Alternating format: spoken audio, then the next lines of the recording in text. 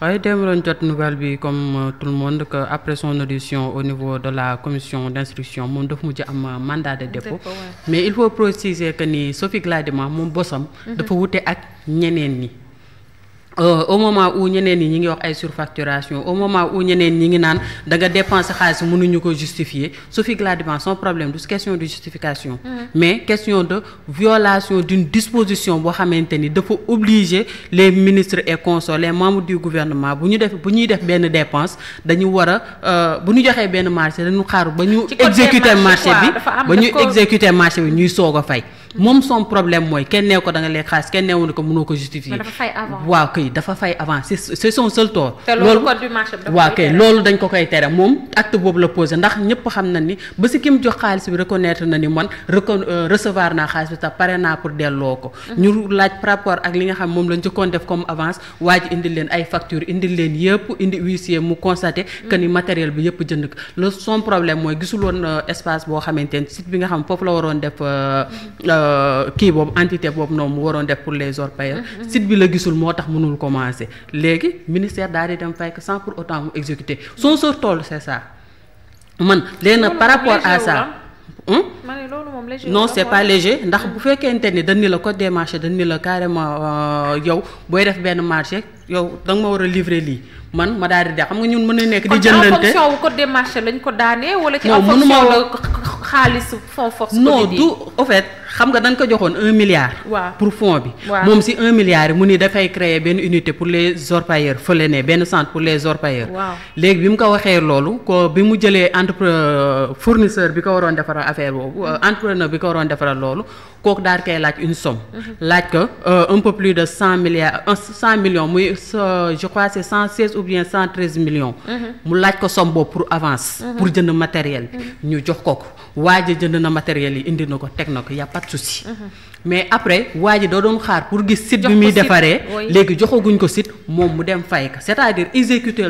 exécuté gul dara ci marché bi ñu fay ko loolu réglementation du Sénégal da koy tere d'accord c'est une violation de la loi violation de la loi boobu nag mu daal di jël def moom ci loolu lañ ko toppee ndax neewuñu ko mënoo ko justifier neewuñu ko gisuñu xaalis bi ñëpp gis nañ xaalis ki ko recevoir wax na ko nee na leen pare naa pour delloo ko teg na matériel donc li mu dépensé lépp am na traçabilité seulement dafa violer benn disposition boo xam ne dafa am solo lool ci li nga xamante ni mooy procédure booy nekk di booy kii affaire de marché yi maa ngi dégg léegi Oumar muy wax mu ni si temps mu en fait mu fàttali que ni si temps wu Macky Sall si temps wu Covid bi dañ jëloon benn disposition boo xam dañ leen permettre ñu daal di romb yenn procédures yi ñu mënoon ko éviter waaye ñu mënoon ko contourner mais moi je me dis que est-ce que mën nañ daal di jël contourner affaire bi à tel point ñu tey personne ndax est-ce que loolu noonu disposition boobu prévoir woon na ko est-ce que permettre loon na leen aussi ñu fay nit ki sans pour autant ñu jot le marché sans pour autant ñu jot mu def exécution marché bi nga xamante ni dañ ko santoon ça c'est une question que je me pose ndax gisuma boobu ba tey procédure c'est vrai que boobu ñu ngi doon wax mais je crois que c'était par rapport à la procédure de passation des marchés pour ñu mën a gaaw yow damay soxla liste yow soxlootul may jaar ay contournement yu bari mën naa wax ak yow directement ñu defar ko mu gaaw nga livrer ma fay la loolu mën naa ko comprendre mais quant à ñu permettre la nga daal di dem jël fay sans pour autant nga daal di nga jot yow sa li nga xamante ni moom nga commandé loolu je sais pas gaw ma ni kii boobu disposition boobu mënoon prévoir woon nag. Et quand on voit les charges il y a association de malfaiteurs xam nga itam ciblé ay en fait jël ay charges viser ay charges kooku c'est le magistrat instructeur moom moo koy daal di jël def peut-être il a des arguments yoo xamante ni ñun nekkul aussi à notre possession ndax ñun ci li ñuy basé wu mooy li nga xamante ni mooy projet de résolution bi nga xamante ni moom la ñu defoon ak li nga xamante ni moom mooy assemblée plénière ba commission bi moom tam li nga xam moom lañ dese ñun on se base sur ces deux éléments pour ñu mën a kii mais peut-être am na document am na élément yoo xamante ni jotuñu ko porter à notre connaissance du coup le magistrat instructeur moom bu jotee élément yooyu peut-être mën na ci basé wu daal di viser ay charge waaw ba tey ba aussi mën nañ dem ba ci biir enquête bi daal di gis ni charge bi visé woon nañ ko mais amu ci solo ñu retirer ko yooyu moom dès lors que jugement amugu ci wala condamné guñ ko ci loolu duñu mën a kii ci loolu bu ko weesoo on a aussi parler des cautionnements ndax bu fekkente ni ñoom moom son problème neewuñu ko da nga daal di jël xaalis bi gisuñu ko xaalis bi teguñu ko xaalis bi lan lay toppee. je crois pas que war na mën cautionner si li ma yaakaar. même bu fekkente ni dañ ñu ko da ngay cautionner si li moom bu ko neexee mu leen non du ma cautionner parce que gis ngeen xaalis bi. xam ngeen ni xaalis bi kii moo ko yor kii pare na pour rembourser donc pourquoi may cautionner. mën na nekk aussi sa décision je dis pas que c'est ça mais mën na nekk sa décision te itam mën na nekk ni ñoom permettre ñu ko caution dès lors que ñoom xam nañ ni xaalis bi fu mu féete son problème c'est la violation de la loi et elle a été placée sous mandat de dépôt dans ce cadre là léegi nag pourquoi moom elle s'est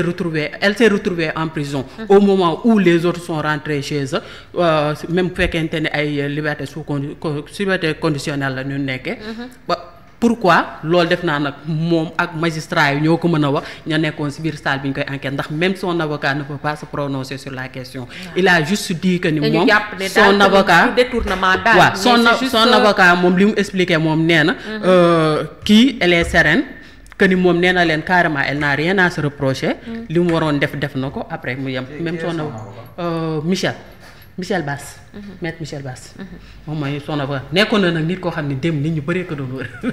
son contact c'était un peu difficile à l'avoir pour ñu mën a am sa version des faits c'était très compliqué surtout pour les journalistes dañoo mujj def genre association lañ def pour mën ko jot messieurs les avocats les journalistes ont besoin de vous pour défendre parfois surtout ça ak ñu mu tuddati sax ñu leen di mën a jot waaw ndax xam nga période bii dafay difficile suñu côté ñun c'est pas dit que ni ñun dañuy maîtriser li nga xam ni moo fa am peut-être yow mën nga bañ a mettre en exerce sa client mais parfois on a besoin de vous pour ñu mën ñu expliquer exactement le fond des dossiers mën ñu expliquer ñu wala la procédure bi nga xamante ni moom mooy nekk ndax ñun itam yooyu dañ siy bëgg di waxtaan ak ñi nga xamante ni mooy askan bi donc vraiment à part ça moom maître Amadou Diallo ak maître Amadou Sall ñoom mën naa leen remercier ci côté boobu ndax vraiment je le reconnais ak maître Alioune Badara Fall je reconnais que ni ñoom saa yoo leen woowee au fait man ñetti ñoon laa jot di liggéeyal moo tax mooy saa yoo leen woowee dinañ décrocher bu ñu décrocher wul dinañ la woo boo leen laajee dara dinañ la expliquer même bu fekkente ni c'est pas sur un dossier précis mais boo leen laajee dara ci procédure daan la leeralal daan la expliquer ay yenn enjeux yi nga xamante ni moo nekk ci dossier bi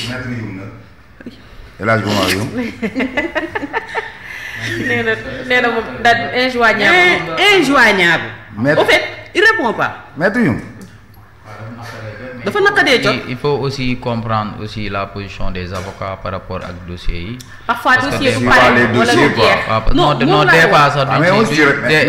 des fois duñ ci mën a wax moo tax. des fois non je parle pas du dossier rek le problème mooy man je parle pas du dossier en tant que tel mais parfois xam nga ñun dañuy soxla ay procédures ñun defuñu droit bi.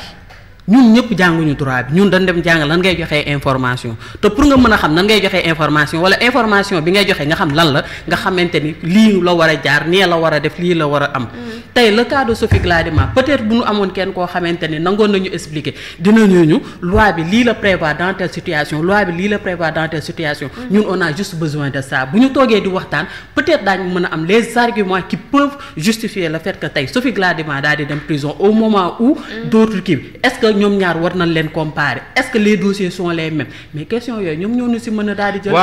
mais on ne va pas parler du fond du dossier. waaw mais xam nga aussi moom sama xarit la dinaa wax ko bizarrement nit la koo xamante ni peut-être dans le cadre du travail xëy na la kii noonu. mais il est tellement disponible. Oumar Youm mooy vraiment période bi ñuy nekk au pouvoir. mais l'un des rares ministres yi nga xamante ni. mais disponibilité am kenn du ko na saa yoo ko woowee téléphone jot ko. soo ko jotulee mu répondre dina la. non c'est peut-être aussi la situation mën na nekk aussi peut-être situation. donc Omar. Zeyna nee na ngay jël sa téléphone. del wuyu. d'accord merci alors Jaraaf man fi ma bëgg ñëw mooy haute cour de justice. sànq kii mi ngi koy wax Omar mi ngi koy wax mu ni moom ci gis-gisam genre abattoir la quoi pour les hommes politiques yi nga xamante ne ñoo fi nekk surtout ñi nga xamante ne dañu nekkoon ci nguur gi ci kaw gis na 5 majeurs yi ni ñu leen teg jege Mansour Faye Sophie Gladima nu mu tuddati sax Moustapha Diop et Ndeye Sali voilà Ndeye Sali Diop jaar mu ngi noonu donc ñoom ñëpp jaar nañu fa tey Moustapha Diop moo war a jaar l'ancien ministre de la justice moom takkal nañ ko ci bracelet yi donc Ndeye Sali moom dafa cautionné en attendant enquête bi continuer Sophie Gladima yóbbu nañu ko fi nga xamante ni moom mooy camp pénal alors aujourd'hui dans la génération